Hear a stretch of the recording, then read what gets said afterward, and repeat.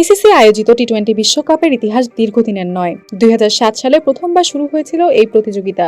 আসর বসেছিল দক্ষিণ আফ্রিকাতে। 2007 সালে প্রথমবারই খেতাব জিতেছিল মহেন্দ্র সিং ধোনি নেতৃত্বাধীন ভারত। ফাইনালের রুদ্ধশ্বাস লড়াইতে তারা হারায় চিরশত্রু পাকিস্তানকে। টুর্নামেন্টের ভারত বনাম ইংল্যান্ড ম্যাচ জায়গা করে নিয়েছে ইতিহাসের পাতায়। এই ম্যাচেই স্টুয়ার্ট ব্রডকে 1 ওভারে 6 বলে 6টি ছক্কা হাঁকিয়েছিলেন যুবরাজ সিং। ভারত পাকিস্তানের গ্রুপ ম্যাচ সাক্ষী ছিল অভিনব বল আউটের। 2007 সালে ফাইনালে হারার জ্বালা পাকিস্তান মিটিয়ে ফেলে পরের বিশ্বকাপেই।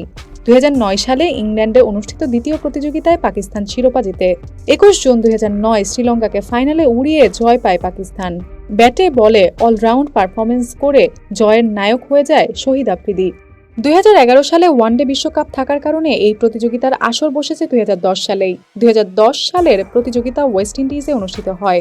মে 2010 সালে আয়োজিত ওই প্রতিযোগিতায় ইংল্যান্ড দল শিরোপা জিতে অস্ট্রেলিয়াকে 7 উইকেটের ব্যবধানে হারান ফল। 2012 সালে প্রথমবারের মতো এই সংস্করণে বিশ্বকাপ বসে এশিয়া মহাদেশে। আয়োজক দেশ শ্রীলঙ্কা। এই আসরের ফাইনালে স্বাগতিকরা মুখোমুখি হয়েছিল ওয়েস্ট ইন্ডিজের।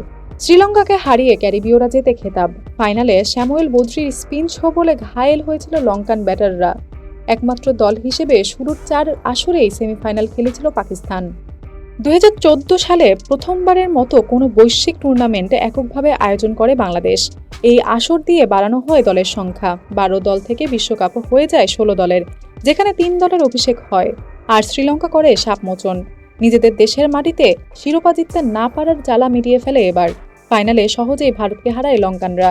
ব্যাট হাতে দুর্দান্ত পারফরমেন্স করেন কুমার সাঙ্গাকারা।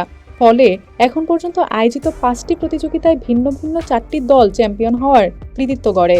তবে আয়োজক বাংলাদেশ সেভাবে বলার মতো পারফরমেন্স করতে পারেনি। উল্টো পৃথিবীর প্রথম স্বাগতিক দেশ হিসেবে বাংলাদেশকে খেলতে হয় বাছাই পর্বে।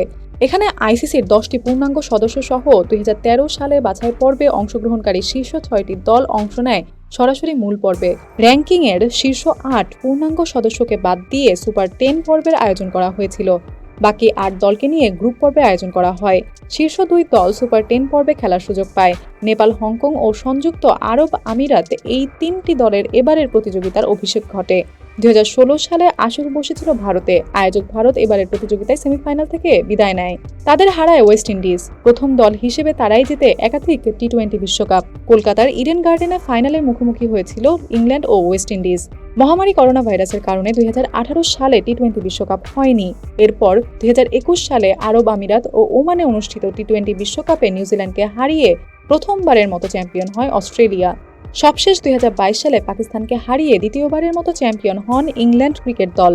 সবশেষ চলমান বিশ্বকাপে দক্ষিণ আফ্রিকাকে হারিয়ে ভারত আবারও শিরোপার মালিক হলো।